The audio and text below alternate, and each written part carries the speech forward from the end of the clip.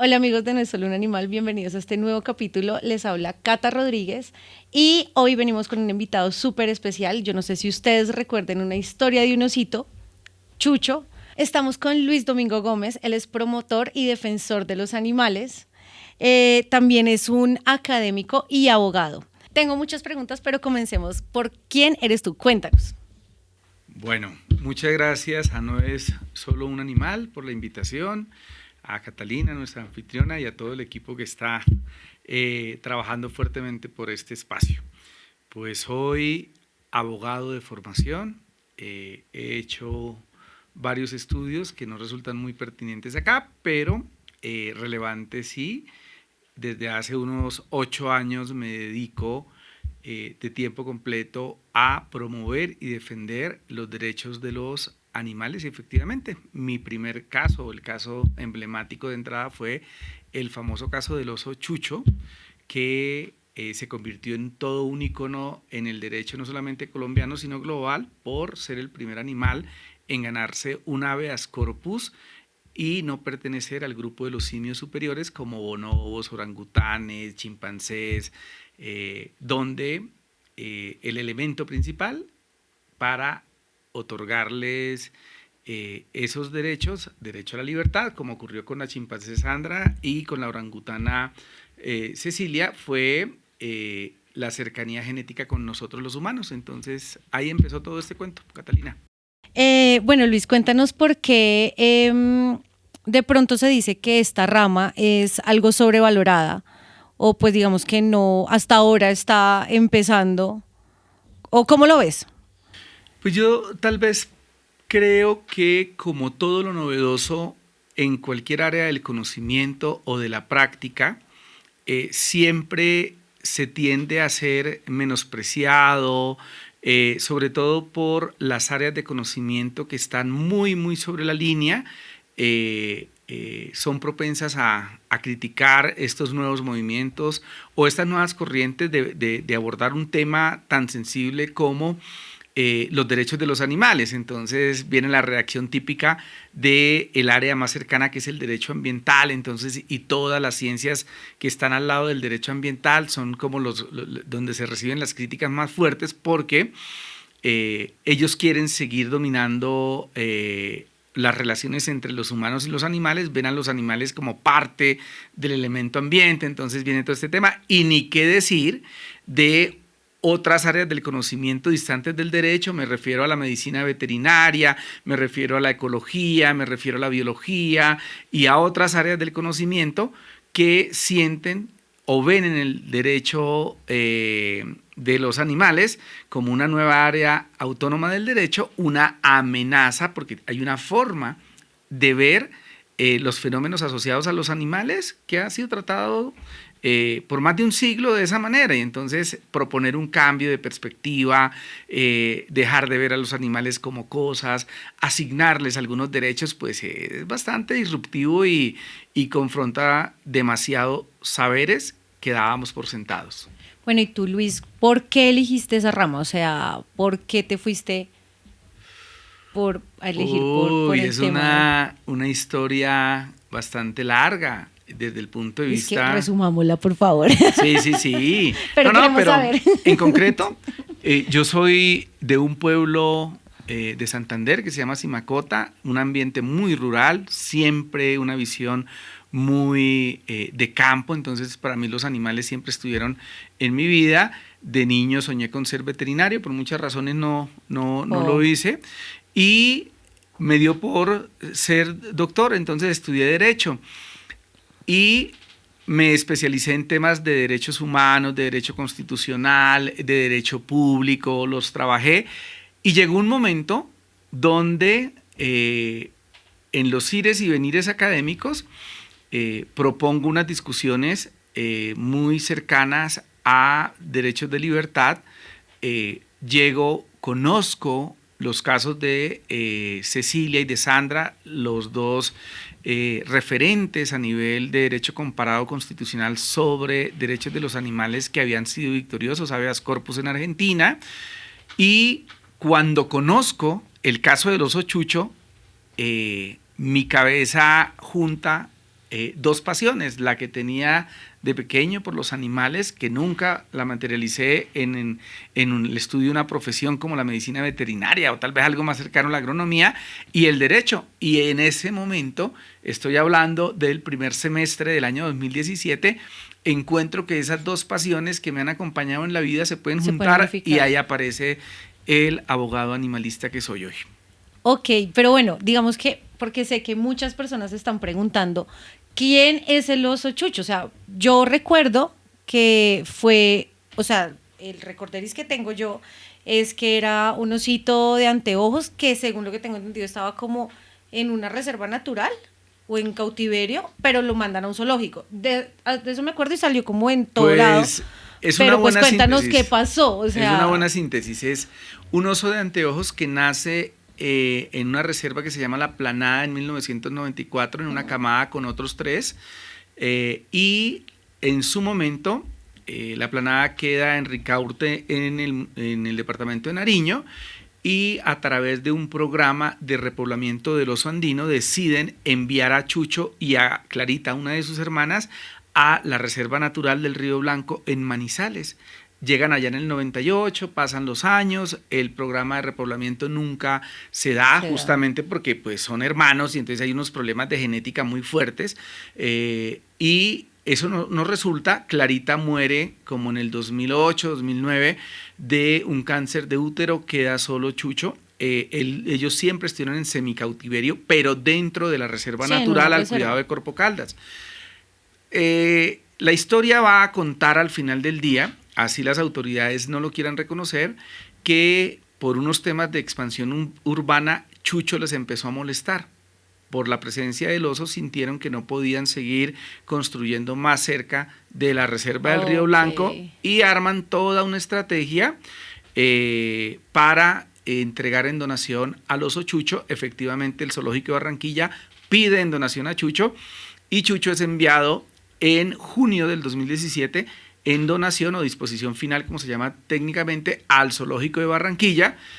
Y obviamente pues ahí aparecen todos los elementos de la figura de habeas corpus, que para la cultura jurídica colombiana era novedosa, y por eso aprovecho y con Chucho propongo un litigio para defender la libertad, que es el que al final del día termina validando la Corte Suprema de Justicia y desata toda esa discusión sobre la titularidad de derechos de los animales que el país conoció y que se volvió tan icónica no solamente en Colombia, sino que es relevante en el mundo para estos temas. Bueno, o sea, digamos que para poder liberar, porque finalmente Chucho, o sea, si estuviese en cautiverio, estaba en una reserva natural, es privado de su libertad de alguna manera. Y lo es privado por una autoridad, que es como son como los elementos del habeas corpus que todo el mundo conoce, ¿no? Entonces, yo no. Digamos, es una herramienta constitucional para que cuando una persona ha sido privada de su libertad ilegítimamente, o cuando lo ha sido legítimamente y se pasa más tiempo del que la ley considera, pues tú vas a donde un juez y le pides al juez que le dé la libertad. Con Chucho pasaba lo mismo, porque el propietario, el administrador de Chucho como recurso natural, que no me gusta decirlo de esa manera, pero ¿quién era? La Corporación Autónoma Regional de Caldas, Corpo Caldas, y es la que dispone que Chucho pase de vivir en un área de cerca de 10.000 metros cuadrados, claro, en un entorno muy similar al donde es el oso de anteojos, bosque alto andino, reducido, y se va a vivir a 172 metros cuadrados en una jaula de cristal a 40 grados bajo la sombra en Barranquilla, condiciones absolutamente... Y bueno, ¿y tú qué? Pues como se supone que en teoría estamos tan flojos con el tema de las leyes de los animales y los derechos de los animales, ¿cuál fue el mecanismo que tú utilizaste para que Chucho se pudiera liberar? O sea, una herramienta, me refiero como a que hay tutelas, demandas, etc. Sí. Pues, en términos prácticos, yo lo que hago es litigio estratégico, y parte inicial del trabajo es valorar con qué mecanismo jurídico procesal se va a donde los jueces. Nosotros somos un sistema jurídico muy complejo que tiene muchas herramientas para conversar con los jueces. Una de esas es la acción de tutela que acabas de nombrar, otra es la acción popular, otra la acción de cumplimiento, pero hay una herramienta que no había sido utilizada hasta ese momento en Colombia que se llama habeas corpus, que es una herramienta que se utiliza muchísimo, un mecanismo de protección constitucional, además es una garantía constitucional en nuestro ordenamiento jurídico para garantizar la libertad de las personas que están privadas injustamente de su libertad. Okay. Y lo que busca esta herramienta es que se acude a un juez penal, principalmente, en Colombia todos los jueces lo pueden conocer, en términos generales, se va a un juez y se le dice, mire, fulano de tal, sutano, está privado de su libertad, por favor, revise la actuación de la autoridad que lo tiene privado de la libertad y ordene su libertad por la razón que sea. Esto pasa con Chucho. Sí, hay similitudes. ¿Qué es lo que pasa con los animales? Que en Colombia no hay mecanismos idóneos para defender los derechos de los animales. Entonces, ¿qué toca hacer? Coger las herramientas, están en la Constitución, para poder defender los intereses de los animales, y pues eso plantea una dificultad mayor, porque en este país, si tú vas con una tutela para defender un animal, como no es un mecanismo creado para defender animales, es muy posible que el juez te diga, no, es mejor que lo intente con una acción popular, pero tú vas con la acción popular y te dicen, no, por las circunstancias, especificidades del caso, inténtalo con el habeas corpus, y vas con el habeas corpus te dicen, no, usted debió haberlo hecho a través de un procedimiento administrativo ante la misma autoridad. En fin, es lamentable la situación y es muy complejo litigar en favor de los animales, y de ahí de pronto el relativo éxito que hemos tenido lo hemos logrado es justamente identificando en esa etapa previa, cuando hay un caso, identificando cuál es el mecanismo más con mayores posibilidades de éxito para los intereses que requerimos defender, y pues llegué al habeas corpus, primero porque no se había intentado, segundo porque los elementos eran muy similares a los elementos que se discuten cuando se usa para defender la libertad de animales. El único elemento que no era muy coincidente era la cercanía de la carga genética. Los osos de anteojos, que de paso hay que decir que es una de las 8 especies de osos que existen en el mundo, es de la familia de los úrsidos, y los úrsidos, a diferencia de los grandes simios, solamente se parecen con nosotros en un 70% de la carga genética, mientras que los grandes simios tienen similitudes con nosotros de un 98, 98.6, y toda la carga cognitiva, todas las similitudes, pues hace mucho más fácil y mucho más vendible la idea de proteger el derecho a la libertad de un grande simio, como ocurrió con la chimpancé Cecilia o con la orangutana Sandra, que hoy gozan de libertad gracias a un habeas corpus, que ir a defender un oso de anteojos. Entonces, ese elemento no estaba ahí. O sea, prácticamente que ese fue como el argumento jurídico que utilizaste, o sí. Pues sí. Sí, escoger el instituto del habeas corpus y decir, mira, esto, estamos frente a una violación de la libertad, y esa violación la cometió una autoridad. Ahora sí entendimos todos. Exacto, la cometió una autoridad. Y consistió en la privación de libertad, y es ordenar un animal que estaba en semiconfinamiento, es decir, en un lugar amplio, similar a sus condiciones naturales. La violación consistió en mandarlo a un lugar de confinamiento, cuando la ley 1734 trae como principio de protección animal el abandono del confinamiento como estrategia para manejar los animales. Entonces, digamos, aproveché ese elemento novedoso que traía la ley 1774 en su momento, bajo la sombrilla del principio de protección animal, y con eso nos fuimos y dimos el debate, y nos fue tan bien que la Corte Suprema dijo, sí, aquí hay caso, y ya la dogmática y, digamos, la visión de país que tenemos a través de la Constitución ecológica manda proteger el derecho a la libertad de Chucho, entendida como el derecho a vivir en un medio, en su medio natural o en alguno similar, y por eso la Corte Suprema de Justicia termina protegiendo a los ochichos. Después la historia pues nos va a contar que la Corte Constitucional decidió echar para atrás el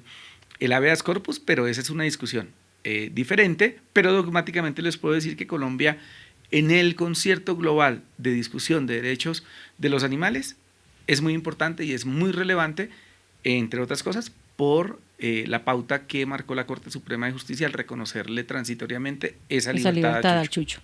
Ok, digamos que, bueno, se me ocurre como, por ejemplo, no sé si sabes que hace poco, hace una semana, tuvimos un caso aquí en Colombia de burbuja.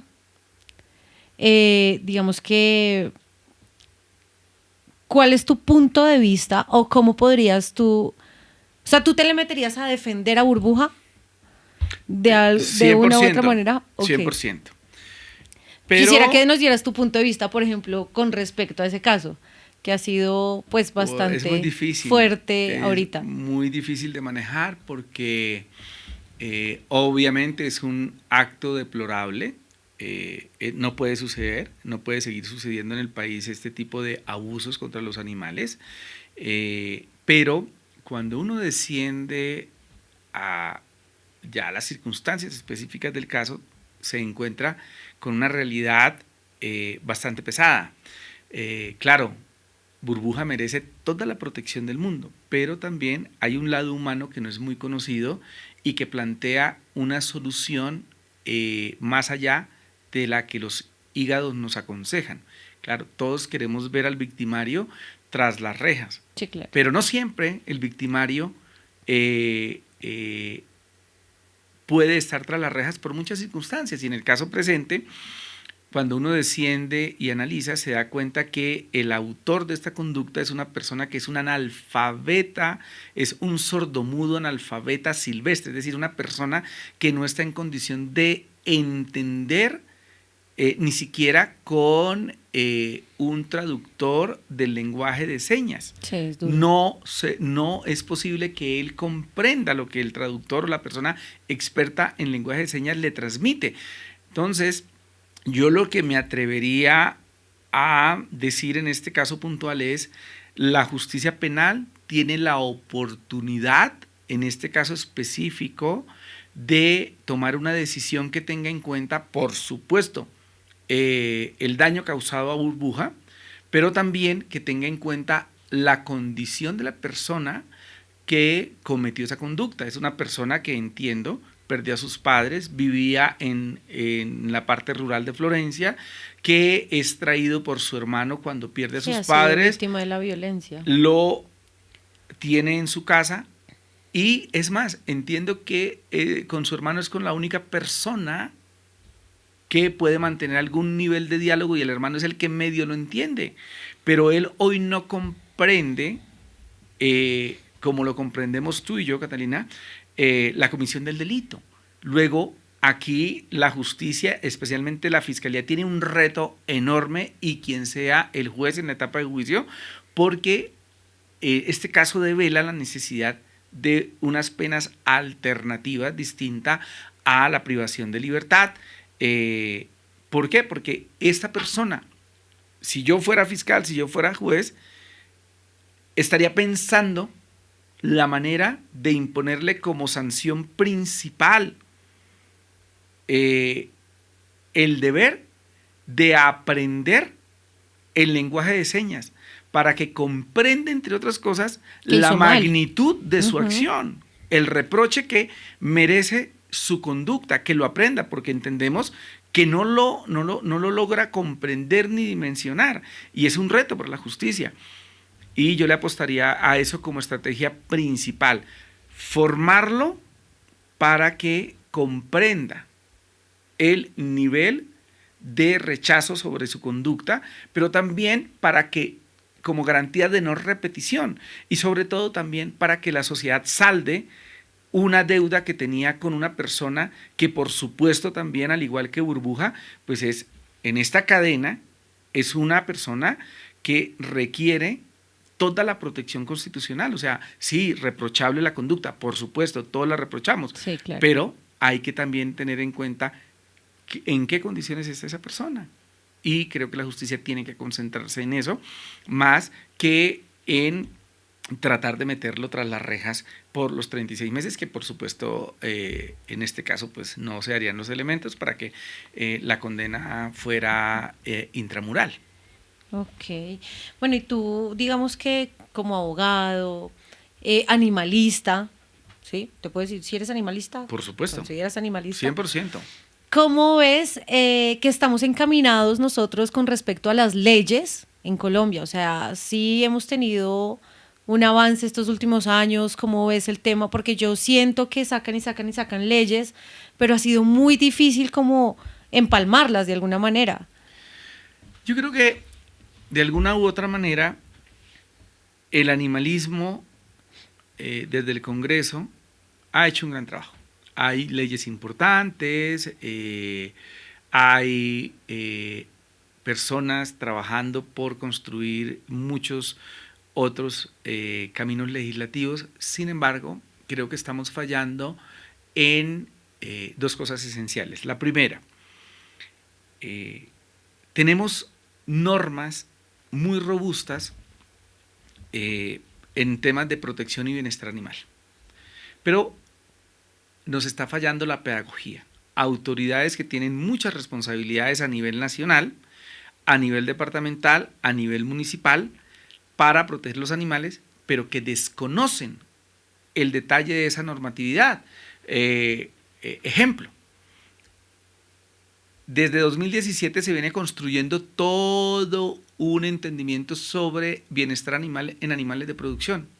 Sí, hay las 5 libertades. Una cantidad de estándares, incluso para transportar animales que entran en vigencia el año entrante. Sí. Hoy, tener animales de producción significa que tanto los propietarios, los tenedores, los cuidadores, sepan de bienestar animal y no solamente sepan, estén acreditados. Y tú así miras la realidad y difícilmente el 10% de las personas que intervienen en todo el ciclo de producción animal tienen esas habilidades respaldadas por un proceso de formación dirigido por médicos veterinarios y zootecnistas. Pero adicionalmente a eso, usted va y ve cómo los inspectores de policía que tienen a su cargo sancionar a quienes cometen actos dañinos o actos de crueldad que no son graves o que no causen la muerte de los animales, no tienen ni la menor idea, no les interesa el tema, no se preocupan. Vas y miras, bueno, la justicia ha hecho un esfuerzo, la fiscalía viene haciendo un gran esfuerzo, pero también encuentras de otro lado autoridades indolentes, alcaldes que no les interesan los animales, consejos municipales que no son capaces de incluir en sus planes de desarrollo de manera mancomunada con los alcaldes acciones específicas, asignar recursos para seguir la ruta de la protección.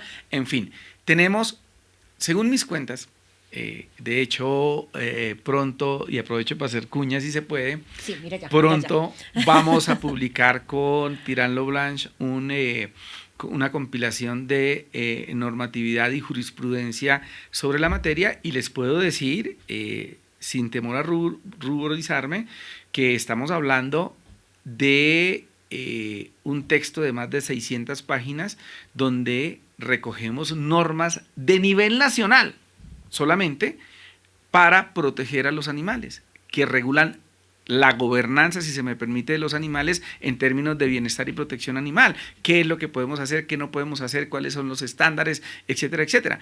Eso es un mundo de normas. Sí. El Congreso está haciendo un gran esfuerzo como por actualizar y pulir algunas, pero si eso no va acompañado de un buen proceso de pedagogía, pero sobre todo de un proceso de apropiación por parte de las autoridades que son las encargadas, que muy se regule. difícil. Sí, seguimos. De hecho, si uno mira las cifras, la Fiscalía en lo corrido de la Ley 1774 ha recibido al menos 14,000 denuncias por maltrato animal, y el maltrato animal que conoce la Fiscalía es el que causa graves daños físicos o emocionales a los animales o les causa la muerte. El grueso ocurre en el lado administrativo, es decir, lesiones o daños que no son capaces de causar la muerte ni de causar graves daños físicos o mentales de los animales.